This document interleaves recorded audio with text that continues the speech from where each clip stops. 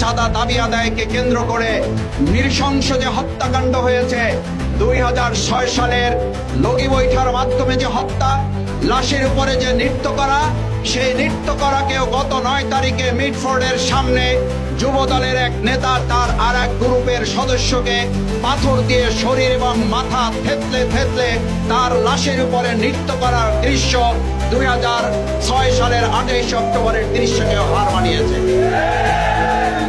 আপনি যে দলেরই সমর্থক হন, আপনার বিবেকের কাছে কোশ্চেন রাখবো, আপনি মিডফোর্ড এবং সলিমুল্লাহ মেডিকেলের সামনে হত্যাকাণ্ডের দৃশ্যটা 1 সেকেন্ড, 2 সেকেন্ড, 3 সেকেন্ড দেখার পর 5 সেকেন্ড আপনি ওটা দেখতে পারবেন না।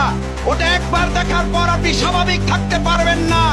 এই হত্যাকাণ্ড যারা ঘটাচ্ছে, এরকম বাংলাদেশের জন্য 2024-এর জুলাই আগস্টের কোনো অভ্যুত্থান হয় নাই।